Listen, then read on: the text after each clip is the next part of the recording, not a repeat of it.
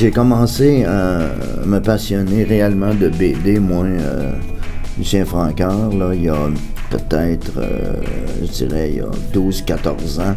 Évidemment, j'avais lu Tintin, puis j'avais quelques albums de Tintin, des titres qui m'émerveillaient, comme Poète Rock, Coke en stock, mais pour les raisons rock'n'roll de la référence. C'est Ronald McGregor qui m'a introduit ou réintroduit à la BD. Il m'a emmené dans des librairies spécialisées en comic book américain. Mais là, Ronald me disait, connais-tu les Blueberry, Corto Maltese? Là, il dit, écoute, il faut que tu lises Blueberry.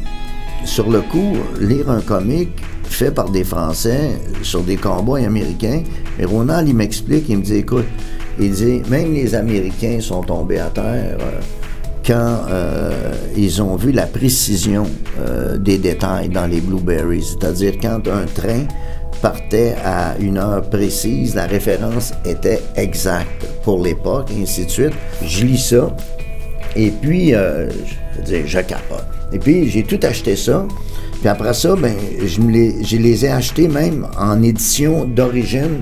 Au lieu d'être sur papier glacé, c'était sur papier pulpe, papier mat. J'ai été fasciné par, évidemment, la qualité du dessin, la densité des histoires, le héros solitaire qui est Blueberry, toujours en porte-à-faux par rapport au système. Mais donc ça m'a tout de suite sorti des Tintins. Alors là, Blueberry, ça a été mon coup de foudre.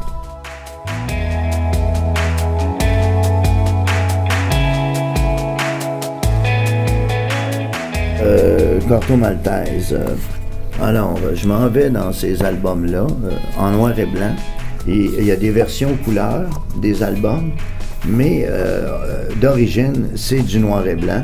La force de Hugo Pratt, comment il faisait, par exemple, quand tu vois parce que c'est un marin, Corto Maltese, et quand tu le vois sur la mer, la façon dont il fait l'eau, avec son utilisation du noir, particulièrement, là, qui appartient uniquement à Hugo Pratt, j'ai été là ébloui par, encore une fois, la qualité du dessin, ce que le gars pouvait faire en noir et blanc.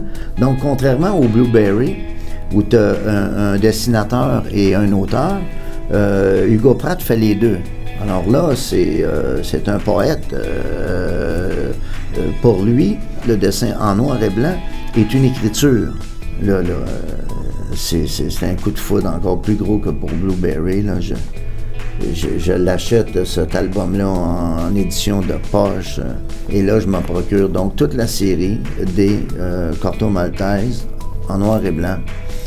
Je dévore ça.